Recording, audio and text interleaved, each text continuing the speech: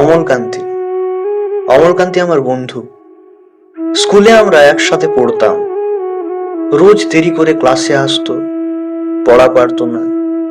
শব্দরূপ জিজ্ঞেস করলে এমন অবাক হয়ে জানালার দিকে তাকিয়ে থাকতো যে দেখে ভারী কষ্ট হতো আমাদের। আমরা কেউ মাস্টার হতে চেয়েছিলাম, কেউ ডাক্তার, কেউ উকিল। অমলকান্তি সেসব কিছু হতে চায়নি। সে রোদ্দুর হতে চেয়েছিল। ক্ষান্ত বর্ষণ, কাক ডাকা বিকেলের সেই লাজুক রোদ্দুর, যা আমার জামরুলের পাতায় যা নাকি অল্প একটু হাসির মতন লেগে থাকে। আমরা কেউ মাস্টার হয়েছি, কেউ ডাক্তার, কেউ উকিল। অমলকান্তি রোদ্দুর হতে পারেনি। সে এখন অন্ধকার একটা ছাপাখানায় কাজ করে।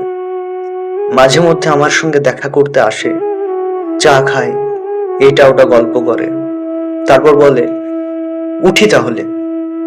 আমি ওকে দরজা পর্যন্ত এগিয়ে দিয়ে আসি।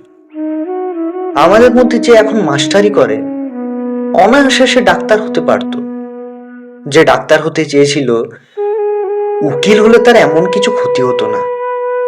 অথচ সকলেরই ইচ্ছে পূরণ হলো, এক অমলকান্তি ছাড়া।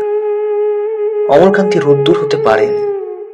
সেই অমলকান্তি রোদ্দুরের কথা ভাবতে ভাবতে ভাবতে ভাবতে যে একদিন রোদ্দুর হতে চেয়েছিল।